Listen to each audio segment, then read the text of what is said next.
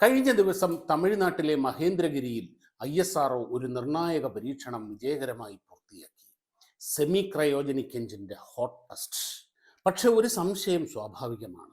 ലോകോത്തര cryogenic engine സാങ്കേതിക വിദ്യയിൽ ഇതിനകം തന്നെ പ്രാവീണ്യം നേടിയ ഇന്ത്യ എന്തിനാണ് ഇനി സെമി ക്രയോജനിക് എഞ്ചിൻ വികസിപ്പിക്കുന്നത്? ഇതെന്താ പഴയതിനെ അപേക്ഷിച്ച് പിന്നോട്ട് നടക്കുകയാണ്?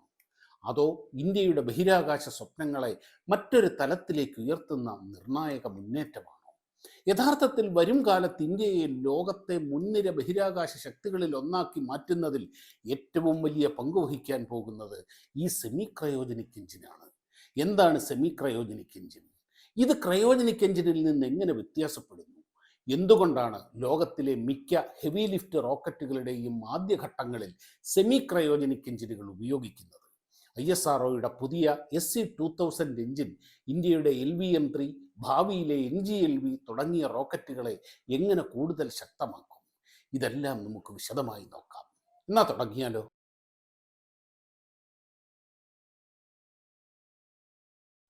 നമസ്കാരം, ഞാൻ ഷാബു പ്രസാദ്. നിങ്ങൾ കാണുന്നത് സയൻസ് കോർണർ. ശാസ്ത്രം എന്നത് പാഠപുസ്തകങ്ങളിൽ മാത്രം ഒതുങ്ങുന്ന ഒന്നല്ല.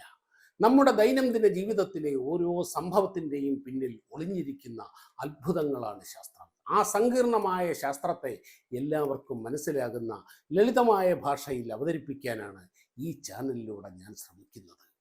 ഈ വീഡിയോ നിങ്ങൾക്ക് ഉപകാരപ്രദമാണെന്ന് തോന്നിയാൽ ലൈക്ക് ചെയ്യൂ, സുഹൃത്തുക്കളുമായി പങ്കുവയ്ക്കൂ. ഇനിയും സബ്സ്ക്രൈബ് ചെയ്തിട്ടില്ലെങ്കിൽ സയൻസ് കോർണർ സബ്സ്ക്രൈബ് ചെയ്ത് ബെല്ലൈക്കൺ അമർത്തൂ. നിങ്ങളുടെ അഭിപ്രായങ്ങൾ കമൻറ്റിൽ എഴുതൂ. അപ്പോൾ ഇന്നത്തെ വിഷയത്തിലേക്ക് നമുക്ക് കടക്കാം. ഈ ചാനലിൽ നമ്മൾ ഏറ്റവും അധികം ചർച്ച ചെയ്തിട്ടുള്ള വിഷയങ്ങളിൽ ഒന്നാണ് ബഹിരാകാശവും റോക്കറ്റുകളും. അതുകൊണ്ട് തന്നെ റോക്കറ്റ് എങ്ങനെ പ്രവർത്തിക്കുന്നു, അതിൻ്റെ പിന്നിലെ ശാസ്ത്രം എന്താണ് എന്നതൊക്കെ പലതവണ വിശദമായി പറഞ്ഞിട്ടുണ്ട്. എന്നിരുന്നാലും ഇന്നത്തെ വിഷയത്തിലേക്ക് കടക്കുന്നതിന് മുൻപ് ചില അടിസ്ഥാന കാര്യങ്ങൾ ഒരിക്കൽ കൂടി ഓർത്തെടുക്കേണ്ടതുണ്ട്. റോക്കറ്റിൻ്റെ പ്രവർത്തനത്തിൻ്റെ അടിസ്ഥാനം ന്യൂട്ടന്റെ 3-ാം ചലന നിയമമാണ്. അതായത് every action there is an equal and opposite reaction. ഓരോ പ്രവർത്തനത്തിനും തുല്യവും വിപരീതവുമായ ഒരു പ്രതിപ്രവർത്തനം ഉണ്ടായിരിക്കും. ഒരു റോക്കറ്റിന്റെ കമ്പസ്റ്റൻ ചേംബറിൽ ഇന്ധനവും ഓക്സിഡൈസറും അതിവേഗത്തിൽ ജ്വലിക്കുമ്പോൾ വലിയ മർദ്ദത്തിലും താപനിലയിലും വാതകങ്ങൾ രൂപപ്പെടുന്നു. ഈ വാതകങ്ങളെ ഒരു പ്രത്യേക ആകൃതിയുള്ള നോസിലിലൂടെ അതിവേഗത്തിൽ പിന്നിലേക്ക് തള്ളുമ്പോൾ അതിൻ്റെ വിപരീത ദിശയിലുണ്ടാകുന്ന ത്രസ്റ്റാണ് റോക്കറ്റിനെ മുകളിലേക്ക് ഉയർത്തുന്നത്. എന്നാൽ എല്ലാ റോക്കറ്റ് ഇന്ധനങ്ങളും ഒരുപോലെ അല്ല.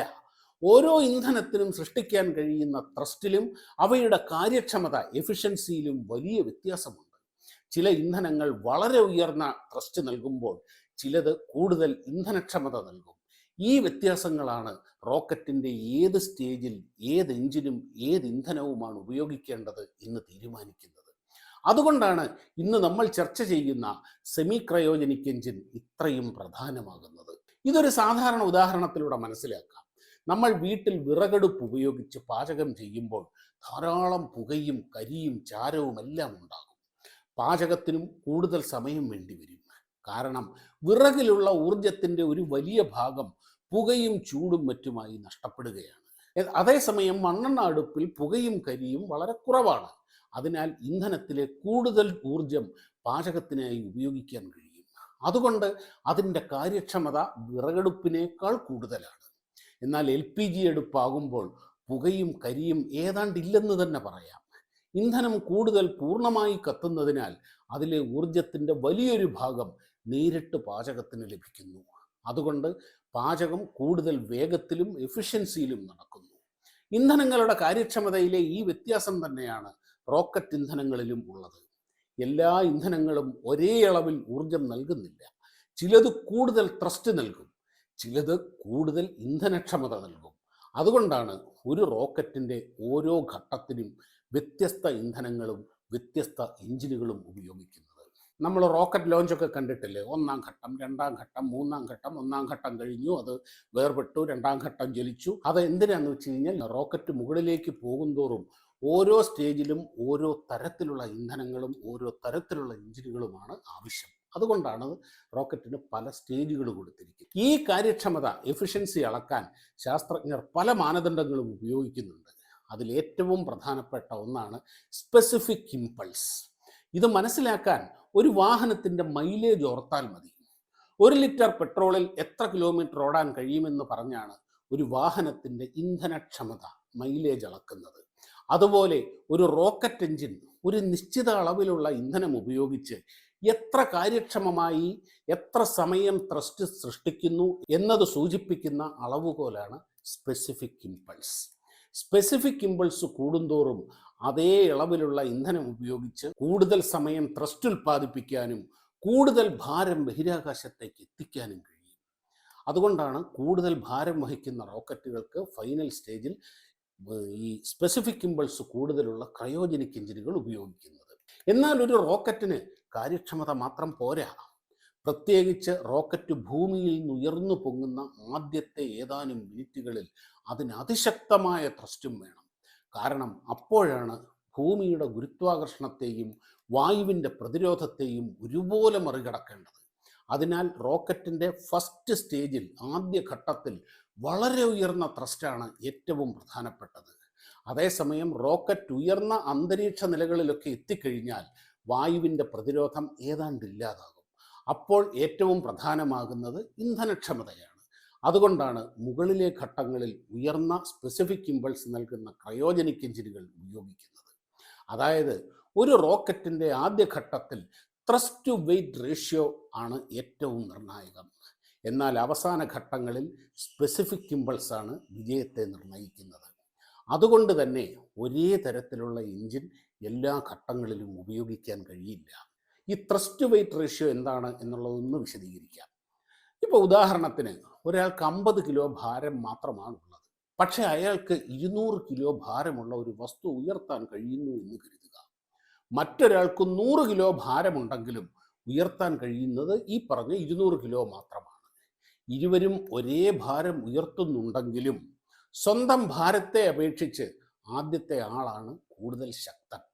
അതുപോലെ ഒരു റോക്കറ്റ് എഞ്ചിൻ്റെ സ്വന്തം ഭാരത്തെ അപേക്ഷിച്ച് അത് എത്ര ത്രസ്റ്റ് ജനറേറ്റ് ചെയ്യുന്നു എന്നതാണ് ത്രസ്റ്റ് ടു വെയിറ്റ് റേഷ്യോ. ഈ മൂല്യം കൂടുന്തോറും കുറഞ്ഞ ഭാരം കൊണ്ട് കൂടുതൽ ത്രസ്റ്റ് നൽകാൻ എഞ്ചിന് കഴിയും. റോക്കറ്റിൻ്റെ ആദ്യ ഘട്ടത്തിലാണ് അതിൻ്റെ ഭാരം ഏറ്റവും കൂടുതലായിരിക്കുക. അതോടൊപ്പം ഭൂമിയുടെ ഗുരുത്വാകർഷണം പൂർണ്ണമായും മറികടക്കുകയും അന്തരീക്ഷത്തിലെ ഏറ്റവും കൂടുതൽ വായു പ്രതിരോധത്തെയും അതിജീവിക്കുകയും വേണം. അതുകൊണ്ട് ആദ്യഘട്ടത്തിൽ ഏറ്റവും പ്രധാനപ്പെട്ടത് പരമാവധി ത്രസ്റ്റാണ്. അതിനാൽ ഉയർന്ന ത്രസ്റ്റ് ടു വെയിറ്റ് റേഷ്യോ ഉള്ള എഞ്ചിനുകളാണ് അവിടെ ഉപയോഗിക്കുന്നത്. ഇത് ഒരു വാഹനം കുത്തനെയുള്ള കയറ്റം കയറുന്നത് പോലെയാണ്. അപ്പോൾ നമ്മൾ ഫസ്റ്റ് ഗിയറിലേക്കോ ലോ ഗിയറിലേക്കോ മാറ്റും. ആ ഗിയറിൽ വാഹനം കൂടുതൽ ടോർക്ക് ഉൽപ്പാദിപ്പിക്കുന്നതിനാൽ കയറ്റം എളുപ്പത്തിൽ കയറാൻ കഴിയും. കയറ്റം കഴിഞ്ഞാൽ അതേ ഗിയറിൽ തുടർന്നാൽ ഇന്ധനം പാഴാവുകയും വേഗം കുറയുകയും ചെയ്യും. അതിനാൽ ആ സമയത്ത് നമ്മൾ ഉയർന്ന ഗിയറിലേക്ക് മാറ്റും. റോക്കറ്റിലും ഇത് തന്നെയാണ് നടക്കുന്നത്. ആദ്യഘട്ടത്തിൽ പരമാവധി ത്രസ്റ്റ് നൽകുന്ന എഞ്ചിനുകളാണ് ഉപയോഗിക്കുന്നത്. എന്നാൽ റോക്കറ്റ് ഉയരത്തിലേക്ക് പോകുന്തോറും ഇന്ധനം തീരുന്നതിനാൽ ഭാരം കുറയും, വായു പ്രതിരോധം ഏതാണ്ട് ഇല്ലാതാകും. അപ്പോൾ ഏറ്റവും പ്രധാനമാകുന്നത് പരമാവധി ത്രസ്റ്റ് അല്ല, ഓരോ കിലോഗ്രാം ഇന്ധനത്തിൽ നിന്നും പരമാവധി പെർഫോമൻസ് നേടുക എന്നതാണ്. അതുകൊണ്ടാണ് അവസാന ഘട്ടങ്ങളിൽ സ്പെസിഫിക് ഇമ്പൾസ് കൂടുതലുള്ള ക്രയോജനിക് എഞ്ചിനുകൾ ഉപയോഗിക്കുന്നത്. അതായത് പൊതുവെ മിക്ക ഹെവി ലോഞ്ച് റോക്കറ്റുകളുടെയും ആദ്യഘട്ടത്തിൽ ലിക്വിഡ് ഹൈഡ്രജൻ ക്രയോജനിക് എഞ്ചിനുകൾ ഉപയോഗിക്കാറില്ല. കാരണം ക്രയോജനിക് എഞ്ചിനുകൾക്ക് വളരെ ഉയർന്ന സ്പെസിഫിക് ഇമ്പൾസ് ഉണ്ടെങ്കിലും ആദ്യഘട്ടത്തിൽ ആവശ്യമായ ഉയർന്ന ത്രസ്റ്റ് ടു വെയിറ്റ് റേഷ്യോ നൽകുന്നത് അത്ര എളുപ്പമല്ല. അതിനായി വളരെ വലിയ അളവിൽ ലിക്വിഡ് ഹൈഡ്രജൻ കൊണ്ടുപോകേണ്ടി വരും. എന്നാൽ ലിക്വിഡ് ഹൈഡ്രജൻ്റെ സാന്ദ്രത ഡെൻസിറ്റി വളരെ കുറവായതിനാൽ അതിന് ഭീമാകാരമായ ടാങ്കുകൾ ആവശ്യമാണ്. മാത്രമല്ല ഏകദേശം -253 ഡിഗ്രി സെൽഷ്യസ് വരെ തണുപ്പിച്ച് സംഭരിക്കാനുള്ള സങ്കീർണമായ ക്രയോജനിക് സംവിധാനങ്ങളും വേണം. ആദ്യഘട്ടത്തിൽ ഇതൊക്കെ പ്രായോഗികമായി വലിയ വെല്ലുവിളിയാണ്. എന്നാൽ റോക്കറ്റ് ഉയരത്തിലേക്ക് പോകുന്തോറും ഇന്ധനം തീരുന്നതിനാൽ ഈ പറഞ്ഞ പോലെ ഭാരം ഗണ്യമായി കുറയും. അതോടൊപ്പം വായു പ്രതിരോധവും ഏതാണ്ട് ഇല്ലാതാകും. അപ്പോൾ പരമാവധി ത്രസ്റ്റിനേക്കാൾ എഫിഷ്യൻസിയാണ് കൂടുതൽ പ്രധാനം. അതുകൊണ്ടാണ് അവസാന ഘട്ടത്തിൽ ഉയർന്ന സ്പെസിഫിക് ഇമ്പൾസ് ഉള്ള ക്രയോജനിക് എഞ്ചിനുകൾ ഏറ്റവും അനുയോജ്യമാകുന്നത്. ഇതിൻ്റെ ഏറ്റവും നല്ല ഉദാഹരണമാണ് നാസയുടെ സ്പേസ് ഷട്ടിൽ. അതിലെ 3 പ്രധാന എഞ്ചിനുകൾ ലിക്വിഡ് ഹൈഡ്രജൻ, ലിക്വിഡ് ഓക്സിജൻ ഉള്ള ക്രയോജനിക് എഞ്ചിനുകളായിരുന്നു. എന്നാൽ ഭൂമിയിൽ നിന്ന് ഷട്ടിലിനെ ഉയർത്തി അന്തരീക്ഷം കടക്കാൻ ആവശ്യമായ ആ വലിയ ത്രസ്റ്റിന്റെ ഭൂരിഭാഗവും ഇരുവശങ്ങളിലുമുള്ള 2 വമ്പൻ സോളിഡ് റോക്കറ്റ് ബൂസ്റ്റേഴ്സാണ് നൽകിയത്. അതുപോലെ അടുത്ത കാലത്ത് ചന്ദ്രനിലേക്ക് വിക്ഷേപിച്ച ആർട്ടമിസ് പേടകമുണ്ടല്ലോ, അത് ലോഞ്ച് ചെയ്ത SLS റോക്കറ്റിലും 4 RS-25 ക്രയോജനിക് എഞ്ചിനുകൾ പ്രവർത്തിക്കുന്നുണ്ടെങ്കിലും ലിഫ്റ്റ് ഓഫിലെ ത്രസ്റ്റിന്റെ വലിയ പങ്ക് നൽകുന്നത് 2 സോളിഡ് ബൂസ്റ്ററുകളാണ്. അപ്പോൾ ആദ്യ ഘട്ടം എത്രത്തോളം പ്രധാനമാണെന്ന് ഇപ്പോൾ മനസ്സിലായില്ലേ? റോക്കറ്റിന്റെ ഭൂരിഭാഗം ഇന്ധനവും ഓക്സിഡൈസറും ഉപയോഗിക്കുന്നത് ഈ ഘട്ടത്തിലാണ്. അതുകൊണ്ട് തന്നെ ആദ്യ ഘട്ടത്തിന് വളരെ ഉയർന്ന ത്രസ്റ്റ് നൽകാൻ കഴിയുന്ന എഞ്ചിനുകളാണ് വേണ്ടത്. ഖര ഇന്ധനം വലിയ അളവിൽ സംഭരിക്കാൻ താരതമ്യേന എളുപ്പമായതിനാൽ നമ്മുടെ PSLV, GSLV തുടങ്ങിയ റോക്കറ്റുകളുടെ ആദ്യഘട്ടത്തിൽ സോളിഡ് റോക്കറ്റ് മോട്ടോറുകളാണ് ഉപയോഗിക്കുന്നത്. സോളിഡ് റോക്കറ്റ് എഞ്ചിനുകളുടെ സാങ്കേതിക വിദ്യ താരതമ്യേന ലളിതവും വിശ്വസനീയവുമാണ്. വളരെ വലിയ ത്രസ്റ്റ് നൽകാൻ ഇവയ്ക്ക് കഴിയും. എന്നാൽ ഇവയുടെ സ്പെസിഫിക് ഇമ്പൾസ് ലിക്വിഡ് എഞ്ചിനുകളെ അപേക്ഷിച്ച് വളരെ കുറവാണ്. അതായത് ഒരേ അളവിലുള്ള ഇന്ധനത്തിൽ നിന്ന് ലഭിക്കുന്ന പെർഫോമൻസ് കുറവാണ്. അവിടെയാണ് സെമി ക്രയോജനിക് എഞ്ചിനുകളുടെ പ്രസക്തി. ക്രയോജനിക് എഞ്ചിൻ എന്നാൽ വളരെ താഴ്ന്ന താപനിലയിൽ സൂക്ഷിക്കുന്ന ഇന്ധനങ്ങൾ ഉപയോഗിക്കുന്ന എഞ്ചിൻ. സാധാരണയായി ലിക്വിഡ് ഹൈഡ്രജനും ലിക്വിഡ് ഓക്സിജനുമാണ് അവയിൽ ഉപയോഗിക്കുന്നത്. എന്നാൽ സെമി ക്രയോജനിക് എഞ്ചിനിൽ താഴ്ന്ന താപനിലയിൽ സൂക്ഷിക്കുന്ന ലിക്വിഡ് ഓക്സിജൻ ഓക്സിഡൈസറായും സാധാരണ താപനിലയിൽ സംഭരിക്കാവുന്ന കെറോസിൻ, അതായത് ശുദ്ധീകരിച്ച മണ്ണെണ്ണ, ഇന്ധനവുമായാണ് ഉപയോഗിക്കുന്നത്. അതുകൊണ്ടാണ് ഇതിനെ സെമി ക്രയോജനിക് എഞ്ചിൻ എന്ന് വിളിക്കുന്നത്. കെറോസിൻ വലിയ അളവിൽ സംഭരിക്കാൻ വളരെ എളുപ്പമാണ്. ലിക്വിഡ് ഹൈഡ്രജൻ പോലെ വളരെ താഴ്ന്ന താപനിലയിൽ സൂക്ഷിക്കേണ്ടതുമില്ല. അതേസമയം സോളിഡ് മോട്ടോറുകളെ അപേക്ഷിച്ച് ഉയർന്ന സ്പെസിഫിക് ഇമ്പൾസും മികച്ച നിയന്ത്രണ ശേഷിയും ലഭിക്കും. ആവശ്യമായ ഉയർന്ന ത്രസ്റ്റും ഇതിന് നൽകാൻ കഴിയും. അതുകൊണ്ട് തന്നെ ആദ്യഘട്ടത്തിൽ സെമി ക്രയോജനിക് എഞ്ചിനുകൾ ഉപയോഗിച്ചാൽ റോക്കറ്റിൻ്റെ മൊത്തത്തിലുള്ള പെർഫോമൻസ് മെച്ചപ്പെടുകയും കൂടുതൽ ഭാരം ഭ്രമണപഥത്തിൽ എത്തിക്കാനുള്ള അതിൻ്റെ പേലോഡ് കപ്പാസിറ്റി കൂടുകയും ചെയ്യും. മനുഷ്യനെ ആദ്യമായി ചന്ദ്രനിൽ ഇറക്കിയ നാസയുടെ അപ്പോളോ ദൗത്യത്തിൽ ഉപയോഗിച്ച ഭീമൻ സാറ്റേൺ 5 റോക്കറ്റിൻ്റെ ആദ്യഘട്ടത്തിൽ 5 F1 സെമി ക്രയോജനിക് എഞ്ചിനുകളാണ് ഉപയോഗിച്ചത്. ഇവ ലിക്വിഡ് ഓക്സിജനും RP1 എന്ന പ്രത്യേക കെറോസിനും ഉപയോഗിച്ച സെമി ക്രയോജനിക് എഞ്ചിനുകളായിരുന്നു. ഇന്നും ചരിത്രത്തിൽ ഏറ്റവും ശക്തമായ സിംഗിൾ ചേംബർ റോക്കറ്റ് എഞ്ചിനുകളിൽ ഒന്നാണ് ഈ പറഞ്ഞ F1. സെമി ക്രയോജനിക് സാങ്കേതിക വിദ്യയിൽ സോവിയറ്റ് യൂണിയന് വളരെ വലിയ പാരമ്പര്യമുണ്ട്. പ്രത്യേകിച്ച് അവരുടെ RD-170, RD-171, RD-180, RD-191 തുടങ്ങിയ ലിക്വിഡ് ഓക്സിജൻ കെറോസിൻ എഞ്ചിനുകൾ ലോകത്തിലെ ഏറ്റവും മികച്ച സെമി ക്രയോജനിക് എഞ്ചിനുകളിൽ ഉൾപ്പെടുന്നു. അതുകൊണ്ട് തന്നെ സെമി ക്രയോജനിക് എഞ്ചിൻ വികസനത്തിൽ സോവിയറ്റ് യൂണിയൻ ഒരു വേൾഡ് ലീഡർ തന്നെയാണ്. ഇന്ന് നമ്മുടെ ഏറ്റവും വിശ്വസ്തമായ ഹെവി ലിഫ്റ്റ് റോക്കറ്റാണ് LVM-3 അഥവാ ബാഹുബലി.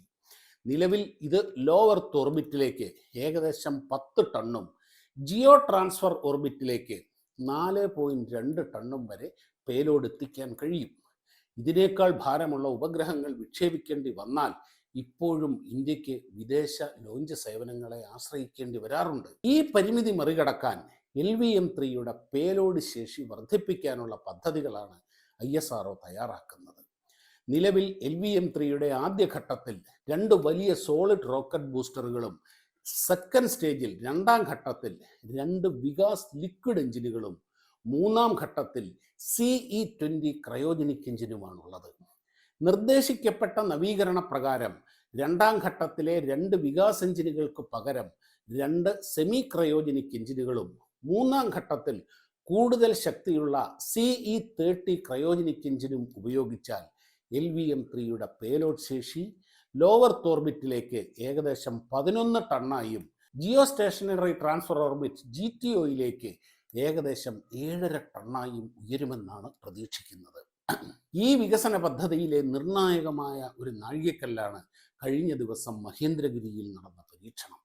ഈ പരീക്ഷണത്തിൽ SE-2000 സെമി ക്രയോജനിക് എഞ്ചിൻ്റെ പവർ ഹെഡ് സ്റ്റാർട്ടുകൾ ആദ്യമായി അതിൻ്റെ ലക്ഷ്യം വെച്ച ശേഷിയുടെ 88%, അതായത് 175 ടൺ ത്രസ്റ്റ് വിജയകരമായി കൈവരിച്ചു.